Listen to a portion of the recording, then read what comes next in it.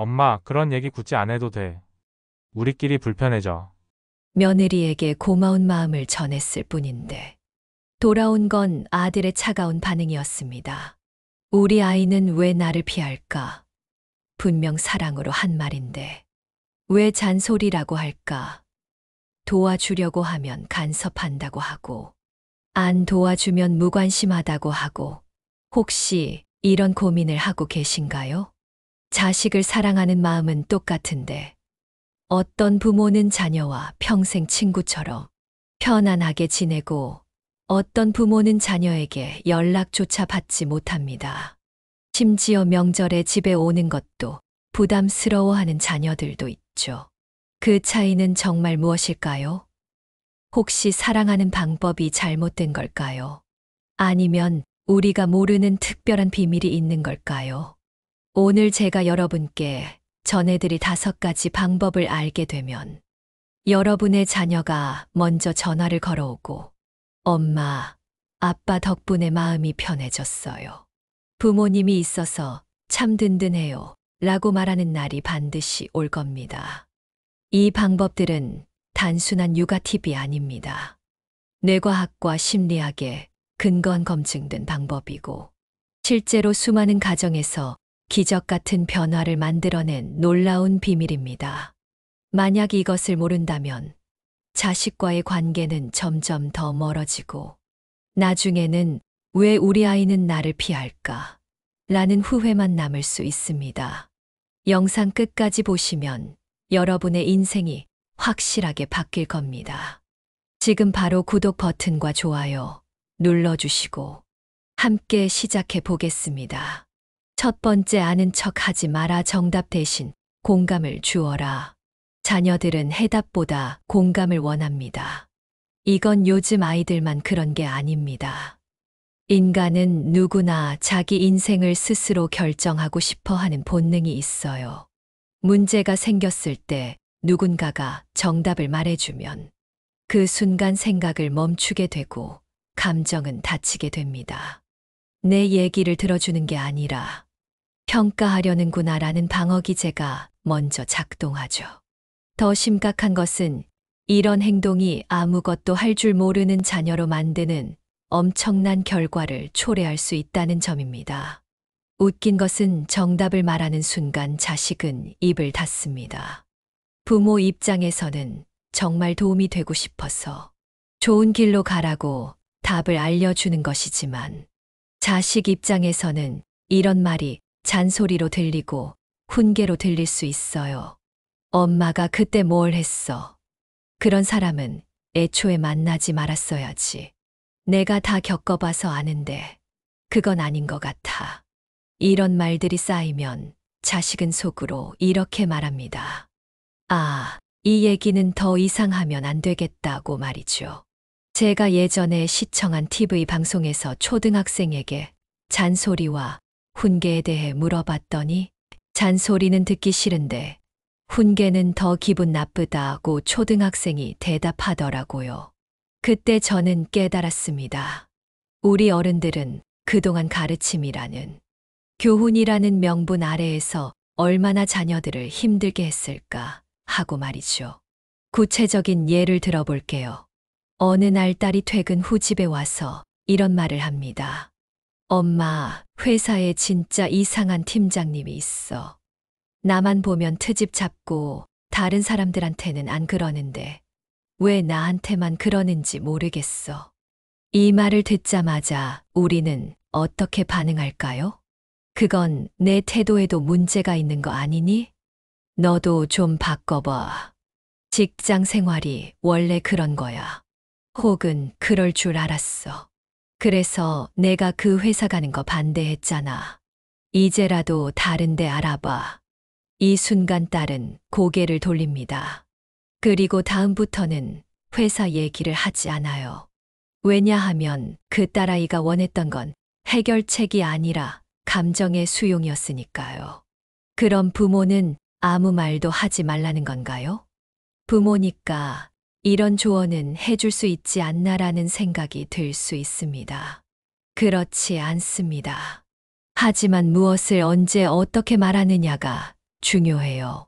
대화에서 자식은 늘 공감이 먼저이길 원합니다. 공감 없이 전달되는 정답은 간섭이나 부모의 잔소리, 훈계처럼 들릴 수 있다는 걸 꼭 기억하세요. 실제로 뇌과학 연구 결과에 따르면 미국 UCLA 대학교 사회신경과학 연구실 실험에서 사람이 자신의 감정을 언어로 표현하고 그에 대한 공감적인 반응을 받게 되면 뇌의 감정 처리를 담당하는 편도체 활성은 낮아진다고 합니다. 반대로 논리와 판단을 담당하는 전전두엽은 활성화되어 감정은 안정되고 사고가 명확해진다는 결과를 발표했습니다. 내가 그런 감정을 느낄만 했겠다. 그 상황은 누구라도 화가 났을 거야처럼 감정을 정의하고 공감해주는 문장을 들려줬을 때 상대방의 불안 수치와 뇌파 변화가 현저히 안정되는 것이 확인되었습니다. 또 미국 하버드 의과대학과 매사추세츠 종합병원 공동 연구팀의 보고에 따르면 대화 이후 신체 긴장도, 심박수, 스트레스 호르몬 수치가 낮아졌으며 상대와 더 깊은 신뢰를 느꼈다고 보고했습니다. 이 결과는 단순한 기분 문제가 아닙니다. 실제로 뇌와 몸 전체에 작용하는 생물학적 반응이라는 사실을 보여주는 것이거든요. 다시 말해 자녀가 어떤 이야기를 꺼냈을 때 부모가 먼저 그건 이래서 잘못된 거야 라고 말하는 순간 자녀의 뇌는 비판받고 있다는 신호를 감지합니다. 그렇게 되면 우리 뇌 속 편도체는 활성화되고 방어 모드에 들어가게 됩니다. 그 결과로 자녀는 마음속 감정과 말문을 닫으며 대화의 문도 함께 닫히게 되는 거죠. 반대로 지혜로운 부모는 아는 척을 하지 않고 판단하지 않고 이런 방식으로 자녀에게 먼저 공감해 줍니다. 많이 속상했겠다. 그런 일이 있었구나. 같은 말로 감정을 그대로 인정해 주는 반응을 먼저 해줍니다. 이것은 자녀가 심리적 안정 상태에서 스스로 생각하고 표현하고 결정할 수 있는 능력을 키워주게 되는 것이죠. 사실 저도 자녀들에게 정답을 먼저 던져줬고 저의 관점에서 판단하고 가르치려고 했습니다. 자식이 힘들어 보이면 가만히 있지 못했어요. 조금이라도 빨리 더 좋은 방법을 알려주고 싶었거든요.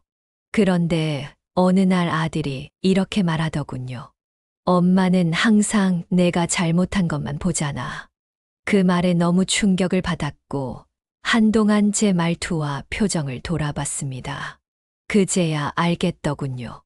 나는 늘 도와준다는 명목으로 판단을 하고 있었구나 하고요. 정답 대신 공감을 주세요. 그랬구나. 많이 힘들었겠다. 그런 일이 있었구나. 어떻게 하고 싶어. 이런 말들은 자식의 마음을 열게 합니다. 그리고 스스로 자기 길을 찾도록 도와줍니다. 공감은 해결해 주려는 태도가 아니라 옆에 함께 있어 주려는 태도입니다. 오늘부터 이것만이라도 한번 연습해 보세요. 자식에게 서운했거나 행동이나 말을 들었을 때 먼저 지적하거나 판단하고 조언하려 하지 말고 공감의 한마디를 먼저 건네보세요. 아는 척을 멈추는 순간 우리는 비로소 진짜 부모가 될 수 있습니다. 두 번째, 모르는 척 해라. 침묵이 주는 놀라운 힘. 나이 들수록 관계에서 중요한 기술이 있습니다. 바로 모르는 척 해주는 것입니다. 다 아는 것 같아도 모른 척 해주는 그 여유가 오히려 자녀와의 관계를 더 부드럽게 만들어줍니다. 그런데 우리는 너무 잘 알죠. 그래서 더 답답합니다. 이제는 어른이 된 자식이 하는 말과 행동을 보면 저건 아닌데 왜 저렇게 밖에 못하지? 속으로 1000마디쯤 하고 싶어집니다. 며느리가 집에 와서 말없이 스마트폰만 만지고 있어도 괜히 눈치 보이고 섭섭하고 그걸 말하자니 관계가 더 멀어질까봐 삼키고 어떻게 해야 할까요? 모르는 척 해주는 것이 진짜 아는 부모입니다. 지혜로운 부모는 모든 걸 드러내지 않습니다. 알고 있어도 말하지 않고 불편해도 웃으며 넘깁니다. 이건 무관심이 아닙니다. 배려입니다. 그리고 이 배려는 자녀에게 부모가 날 믿고 기다려주는구나라는 신호로 전달됩니다.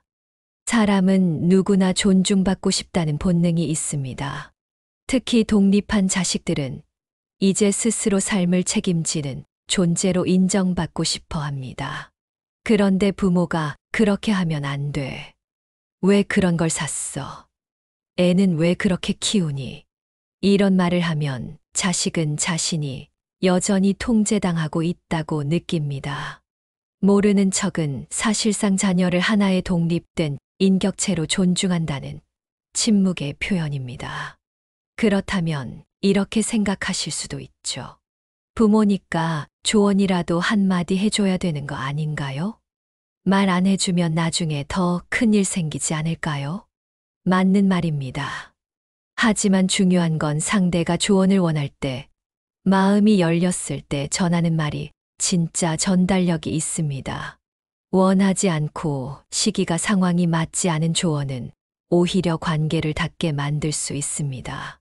실제 사례를 들어보겠습니다. 어느 날 딸이 남편과 다투었다며 집에 와서 하소연을 늘어놓았습니다. 엄마, 진짜 답답해. 말귀도 못 알아듣고 내가 무슨 말을 해도 자기 생각만 하고. 이 얘기를 들은 엄마는 그 순간 속이 다 상했죠. 그런 사람인 줄 알았으면 내가 결혼하지 말랬잖아. 너도 성격 좀 고쳐야지. 결혼 생활이 원래 그런 거야. 서로 맞춰가면서 사는 거지. 이 말에 딸은 조용히 입을 닫았습니다. 그날 이후 그 이야기는 더 이상 꺼내지 않았습니다. 딸이 원한 건 조언이 아니라 그냥 누군가 들어주고. 그랬구나.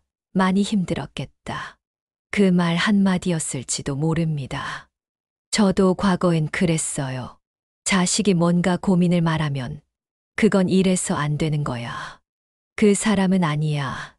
내가 잘못 판단한 거야. 이렇게 반응하곤 했습니다. 그런데 어느 날 아들이 조용히 말하더군요. 엄마, 나 그냥 들어주면 안 돼. 판단 말고 그냥. 그 말에 머리를 한 대 얻어맞은 기분이었어요. 그 후로는 저도 조금씩 연습했죠. 알아도 말하지 않기, 속상해도 감정 드러내지 않기, 정말 필요한 순간이 올 때까지 기다리기.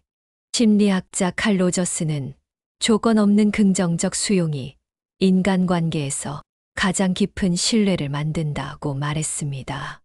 그 사람이 어떤 실수를 해도 어떤 생각을 하더라도 판단하지 않고 있는 그대로 받아주는 것. 그게 진짜 관계를 회복하고 치유하는 힘이 된다고요. 자식과의 관계도 마찬가지입니다. 판단 없는 침묵, 모르는 척이라는 여백이 오히려 자식에게 마음의 공간을 만들어 줍니다. 어떤 일이 벌어졌을 때 그 자리에서 판단하지 말고 먼저 이렇게 생각해 보세요. 이건 지금 말해도 괜찮은 타이밍일까? 내가 지금 이 말을 굳이 해야 할까? 그리고 가능하면 한 걸음 물러서 들어주고 기다려주는 겁니다.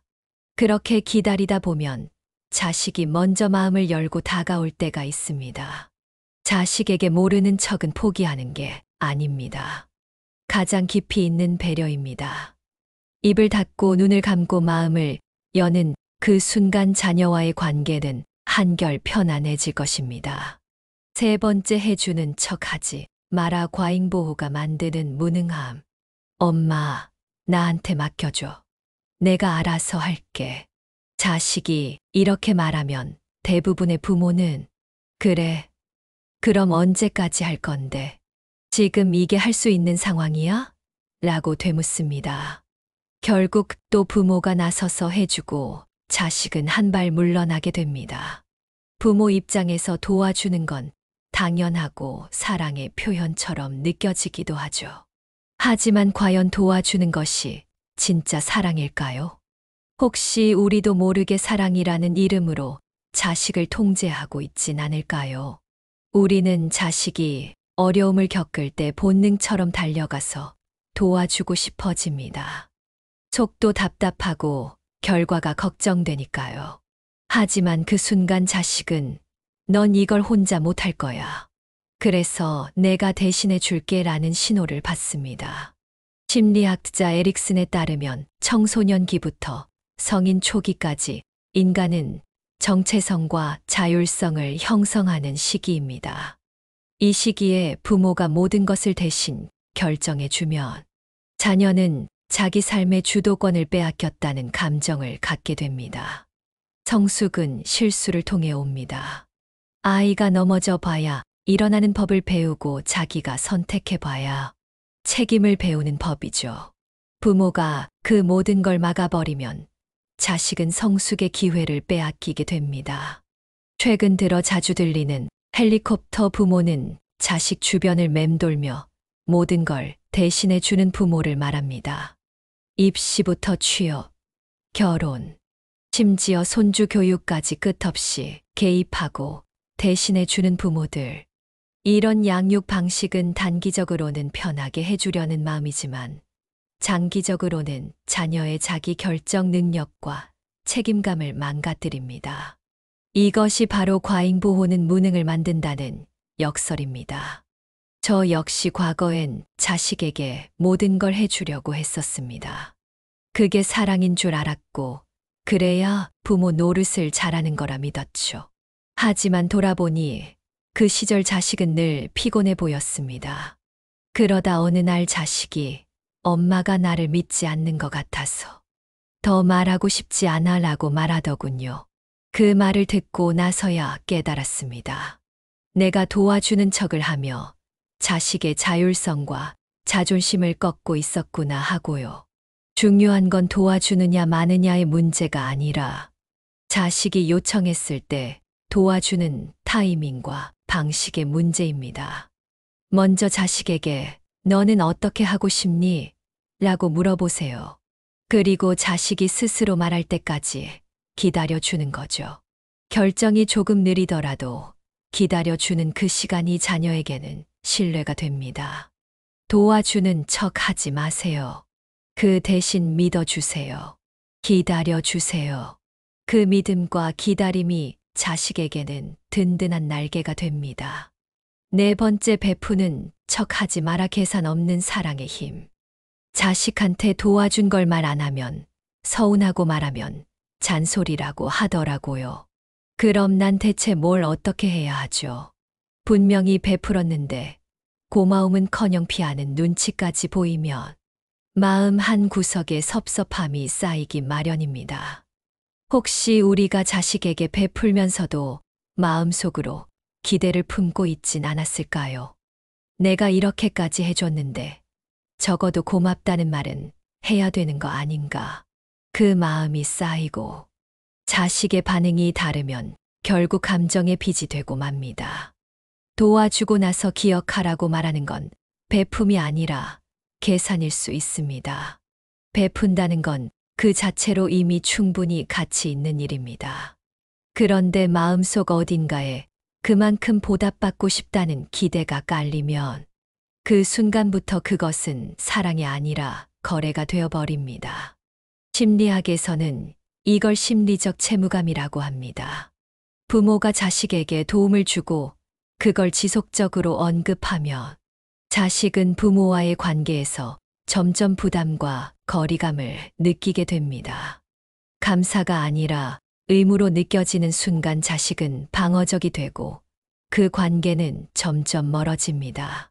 자식은 부모의 무조건적인 수용을 원합니다. 경제적인 도움을 주는 건 물론 큰 힘이지만 그 뒤에 따라오는 조건들. 내가 그때 학비 다 댔잖아. 결혼 자금도 내가 마련했잖아. 이런 말들이 자식의 마음을 가로막습니다. 저도 한때는 이 정도 했으면 고마워해야 하는 거 아니야? 하는 마음을 속으로 품었던 적이 있었습니다. 그런데 어느 날 자식이 제 눈치를 보는 걸 느꼈습니다. 엄마, 그 얘긴 이제 좀 그만하자. 부담스러워. 그 말에 저는 멈춰서게 됐어요. 그때 알았어요. 내가 자식한테 준 건 도움이 아니라 기억하게 만든 빚이었구나 하고요. 그 후로 저는 줬으면 끝이라는 마음으로 생각을 바꿨어요. 그리고 신기하게도 그때부터 자식이 더 가까이 다가오더라고요.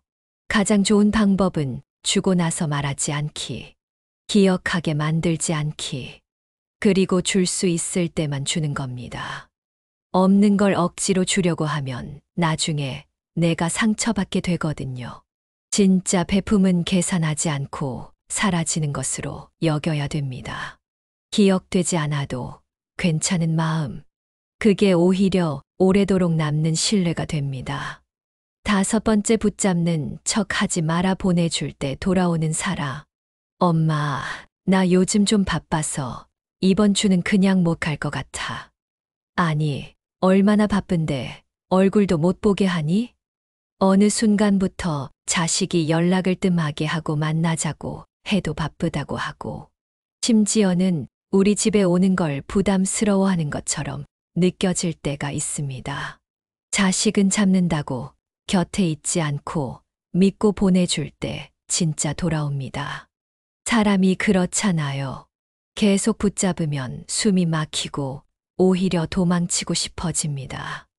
부모의 사랑이 아무리 깊어도 그 사랑이 집착처럼 느껴지면 자식은 그 사랑을 부담으로 받아들일 수밖에 없습니다. 건강한 애착은 자율성과 독립을 허용하는 부모로부터 형성됩니다. 항상 곁에 있어야만 사랑받는다는 불안감이 아니라 멀리 있어도 여전히 사랑받고 있다는 확신을 줄 수 있을 때 자녀는 자연스럽게 부모에게 돌아오게 됩니다.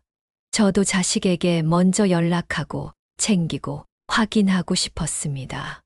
하루라도 연락 없으면 무슨 일 생긴 건 아닌지, 불안하고 혹시 나를 멀리하는 건 아닐까 걱정됐죠. 하지만 한 번은 딸에게 이런 말을 들었어요.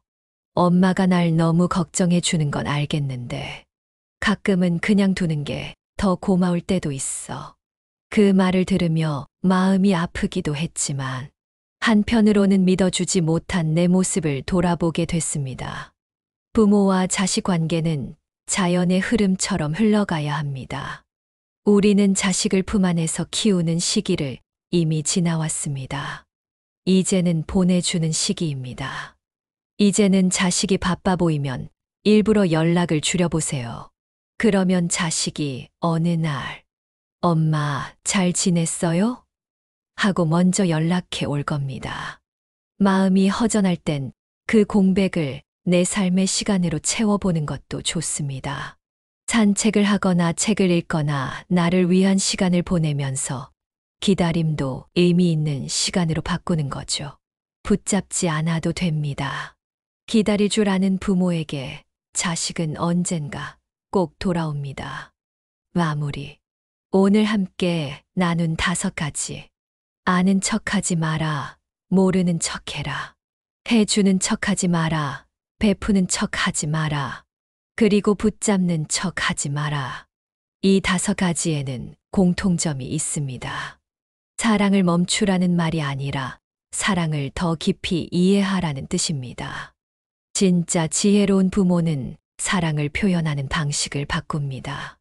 정답보다 공감, 도움보다 신뢰, 계산보다 온기, 판단보다 기다림을 선택합니다. 지금까지 해오던 방식에서 단 한 가지라도 바꿔보세요. 말을 줄이고 판단을 멈추고 마음만 남겨보는 겁니다. 그러면 어느 날 자식이 먼저 다가와서 엄마, 아빠, 요즘 참 편해졌어요. 라고 말할지도 모릅니다. 그 한마디면 충분하지 않을까요? 영상이 도움이 되셨다면 구독과 좋아요 버튼 꼭 눌러주시고 댓글로 여러분의 경험도 나눠주세요. 다음 시간에도 뜻깊은 영상으로 찾아뵙겠습니다. 감사합니다.